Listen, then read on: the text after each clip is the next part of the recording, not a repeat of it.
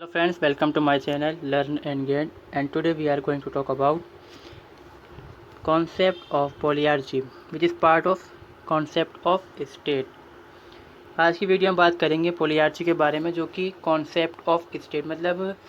जो स्टेट के हम कॉन्सेप्ट के बारे में मतलब सिद्धांत क्या है राज्य का, उसके बारे में जब हम बात करते हैं तो उसी का एक पार्ट है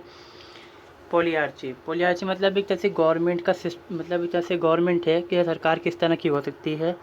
जो गवर्निंग बॉडी है उसका टाइप से है। कौन कौन से अलग अलग टाइप होते हैं, जैसे मोनार्की के बारे में पढ़ते हैं हम, डेमोक्रेसी के बारे में पढ़ते हैं, तो उसी तरह से ये पोलियार्की भी होती है, उसके बारे में इस वीडियो में हम जानेंगे।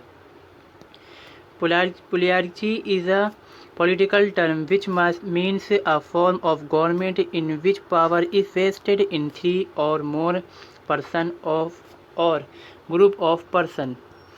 यानी कि जो पोलियार्ची है वो पॉलिटिकल टर्म है एक तरह से, जिसके अंदर हम बात करते हैं जो गवर्नमेंट की फॉर्म होती है, मतलब गवर्नमेंट किस तरह की गवर्नमेंट है, जो अलग अलग तरह की गवर्नमेंट होती है उसके बारे में हम बात करते हैं। और पोलियार्की के अंदर क्या होता है, जो पावर होती है वेस्टेड होती है तीन या तीन से ज़्यादा पर्सन के अंदर या फिर ग्रुप्स के अंदर। यानी ग्रुप्स यानी जो एसोसिएशन होंगी या कोई दूसरा ग्रुप हो सकता है किसी तरीके से भी, तो उनके अंदर क्या है कि जो पावर है वो बटी हुई होती है स्टेट के अंदर, और ये एक गवर्नमेंट का टाइप से जिसको हम पोलियार्की कहते हैं। It is neither dictatorship nor democracy. ना तो ये डेमोक्रेसी है और ना ये डिक्टेटरशिप होती है। अब ये है दिस स्ट्रक्चर ऑफ रिजिम यानी governance was put in first United state and France and gradually accepted by other countries. यानी कि जो ये स्टेट का स्ट्रक्चर है, मतलब जो सरकार चलाने का स्ट्रक्चर है, सबसे पहले कहाँ पे इस्तेमाल किया गया था, यूनाइटेड स्टेट में, उसके बाद फ्रांस में,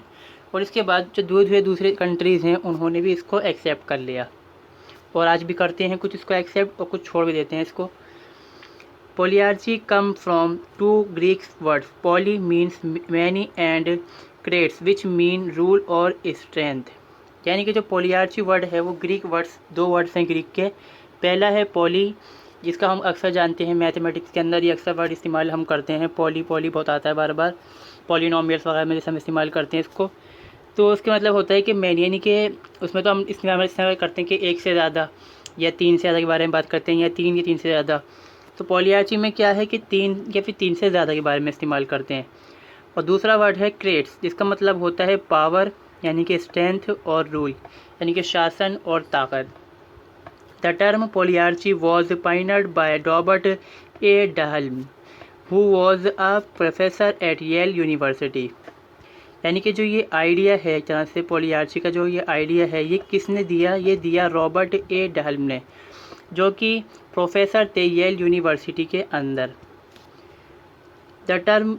डहल्म expresses the basic democratic principle is that when it comes to fashioning cooperative decision, each person in political community is permitted to be given equal concern to their interest। यानी कि Dahl कहते हैं कि अगर हम देखें basic principle जो है डेमोक्रेसी के अंदर, तो उसके अंदर अगर हम किसी मुद्दे के ऊपर बात करते हैं या कोई हमें कोई मिलजुल के फ़ैसला लेना होता है, तो हम जो लोग हैं मिल के लेते हैं फ़ैसला, जुड़ जाते हैं आपस में। तो उसमें क्या होता है कि हर इंसान को, जो पॉलिटिकल कम्युनिटी का इंसान, मतलब सब लोग पॉलिटिकल, क्योंकि वो लोग फैसला ले रहे हैं, अपने लोगों को चुन रहे हैं, नेता को सरकार बना रहे हैं खुद अपनी, तो वो एक पॉलिटिकल कम्युनिटी हो जाती है। उसके अंदर परमिटेड किया जाता है हर इंसान को कि वो अपना इक्वल कंसर्न रखे अपने इंटरेस्ट के अकॉर्डिंग, यानी कि जो उसका फ़ायदा है उसके हिसाब से अपनी जो राय है या अपनी जो मांग है वो रख सकता है इसके अंदर। According to Dahl the fundamental democratic principle is the containing responsiveness of the government to political equals with unimpaired opportunities। यानी कि आगे वो कहते हैं, जो डहल हैं वो कहते हैं कि अगर फंडामेंटल डेमोक्रेसी का हम प्रिंसिपल फिर दोबारा देखते हैं, तो जो उसमें गवर्नमेंट होती है वो हर पॉलिटिकल इक्वल्स, मतलब वहाँ के जो लोग रहने वाले लोग हैं उनके सामने क्या होती है, वो रिस्पॉन्सिव होती है। रिस्पॉन्सिबिलिटी उसकी बनती है कि वो अगर कोई काम करी तो जवाब देगी उसके बारे में, और उनको मौका भी देगी बराबर से, विद अनइम्पेयर्ड अपॉर्चुनिटी, मतलब जिसमें ऐसे मौके देगी जिसमें वो प्रभावित नहीं करेगी, मतलब सबको बराबर मौका मिलेगा वहाँ पर। सबसे मेन पॉइंट ये है कि पॉलियार्ची इज़ लेसर देन डेमोक्रेसी, यानी कि जो पॉलियार्ची जो है वो डेमोक्रेसी से कम होती है। आगे हम देखते हैं it is approximately democracy. One cannot practically achieve perfect democracy, but we can certainly achieve approximately democracy. Approximate democracy, यानी कि जो परफेक्ट डेमोक्रेसी मतलब जो पूरी तरह से डेमोक्रेसी है वो आज तक कहीं भी अचीव नहीं की गई, ये कहना है रॉबर्ट ए डेहल का। वो कहते हैं कि जो परफेक्ट डेमोक्रेसी है वो आज तक कहीं भी अचीव नहीं हो पाई, मगर कुछ ना कुछ डेमोक्रेसी से मिलता जुलता हम अचीव कर सकते हैं, जिसको हम कहते हैं अप्रोक्सीमेट डेमोक्रेसी या फिर पॉलियार्ची। आगे हम देखते हैं मेन फीचर्स के बारे में जो कि पॉलियार्ची के बताए गए हैं। पहला इसमें फीचर्स है कि government is the namely of elected official, मतलब जो गवर्नमेंट होगी वो इलेक्टेड ऑफिशियल मतलब जो काम करने वाले लोग होंगे, जो ऑफिशियल्स मतलब ऑफिसर्स जो होंगे वहाँ पर जो सरकार चलाएंगे, वहाँ की गवर्नमेंट चलाएंगे, वो लोग वो होंगे जिनको चुना गया होगा, जिनको इलेक्ट किया होगा, क्योंकि जो सिटीजन्स हैं, जो लोग रहने वाले हैं, जो वो रहते हैं वहाँ पर स्टेट के अंदर, वो लोग उनको इलेक्ट करेंगे वोटिंग के ज़रिए से।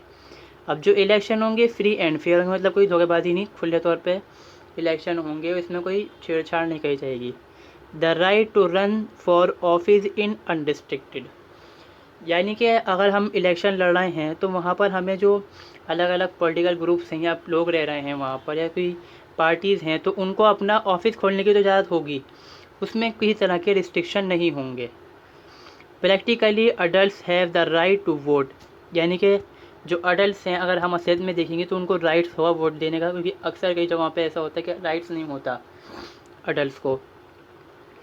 There is free expression and a right to criticise and protest,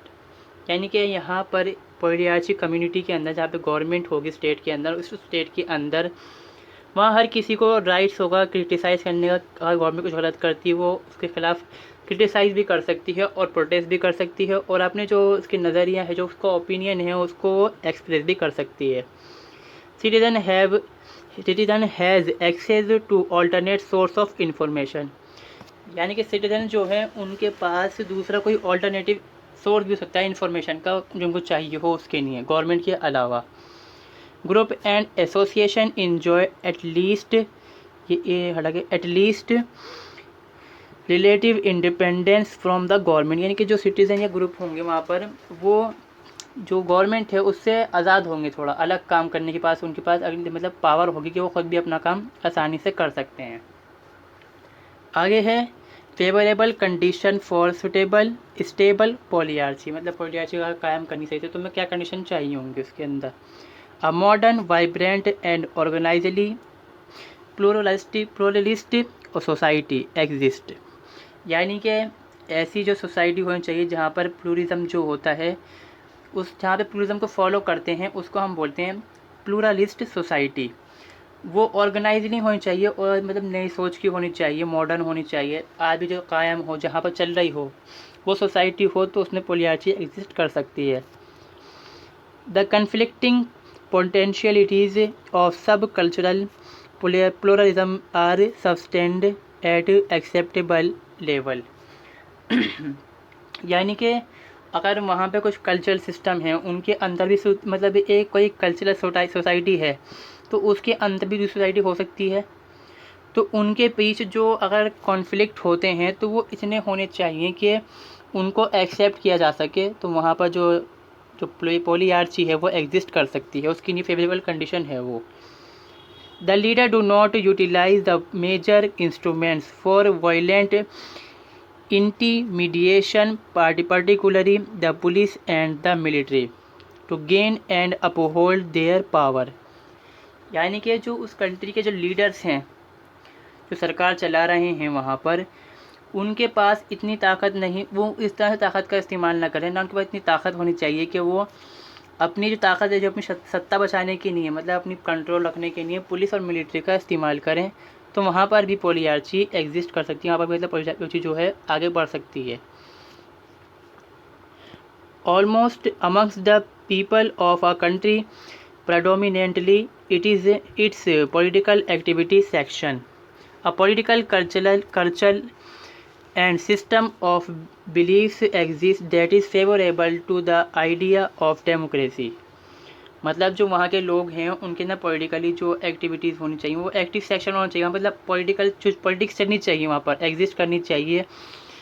और वहाँ पर जो कंडीशन होनी चाहिए वो डेमोक्रेसी के अकॉर्डिंग होनी चाहिए, मतलब जो डेमोक्रेसी का आइडिया है अगर उसके अकॉर्डिंग है तो डेमोक्रेसी भी चल सकती है वहाँ पर डेमोक्रेसी हम जान चुके हैं कि भाई पूरी तरह से जो डेमोक्रेसी है, परफेक्ट डेमोक्रेसी है, उसको पाना आसान नहीं है उसको। तो यहाँ पर अप्रोक्सीमेटली डेमोक्रेसी है जिसको हम पॉलियार्ची कहते हैं। तो वहाँ पर अगर कंडीशन ऐसी है वहाँ की किसी कंट्री की जहाँ पे लोग मिलजुल के रह रहे हों, जो पॉलिटिकल सेक्शन है वो एक्टिव है वहाँ पर, और जो मतलब political culture and system of beliefs exist करते हैं, मतलब अलग अलग के लोग सोच के लोग रहते हैं, अलग अलग कल्चर के लोग रहते हैं और धर्म में बिलीव करते हैं उन चीज़ों अलग चीज़ों के अंदर। मतलब एक प्लूरिज्म सोसाइटी, मतलब जहाँ प्लूरिज्म चलता हो, अलग अलग तरह के लोग मिलके रहते हों, प्लूरिस्ट सोसाइटी हो, वहाँ पर ये एग्जिस्ट कर सकता है, उसके लिए ये फेवरेबल कंडीशन है। The institution of polyarchy and the effect of क्या कहते हैं फॉरेन प्रेशर एंड और कंट्रोल आर आइदर इनसिग्निफिकेंट और पॉजिटिवली फेवरेबल। मतलब जो वहाँ पर इंस्टीट्यूशन जो चला रही है सरकार, अगर मतलब सरकार वहाँ पर कायम हो गई पॉलियार्ची सिस्टम से, मतलब 3 या 3 से ज़्यादा लोग चलाने लगे वहाँ सरकार को, तो उसके ऊपर जो फॉरेन इफ़ेक्ट है और कंट्रोल है या तो इनसिग्निफिकेंट, मतलब वो पूरी तरह से नहीं होना चाहिए, कंट्रोल ना कर पाए बाहर का जो दूसरी कंट्रीज़ है उसको, या पॉजिटिवली फेवरेबल, मतलब इतना होना चाहिए कि वो उनके लिए फ़ायदेमंद रहे। तो आई होप दोस्तों आप समझ चुके होंगे इस वीडियो के अंदर कि पॉलियार्ची क्या होती है। अगली वीडियोस के अंदर मैं दूसरे जो टाइप्स होते हैं गवर्नमेंट के वो बताऊंगा। इसके अंदर ये पहला पार्ट से कॉन्सेप्ट ऑफ स्टेट का, और इसी तरह की दूसरी वीडियो देखने के लिए चैनल को सब्सक्राइब ज़रूर करें और लाइक शेयर और ज़रूर करें, और कमेंट्स में जो उनका आपकी जो राय है जो देना चाहते हैं अपनी राय, वो भी आप कमेंट बॉक्स में दे सकते हैं। तो मिलते हैं अगली वीडियो के अंदर, जब तक के लिए दोस्तों thanks for watching my video.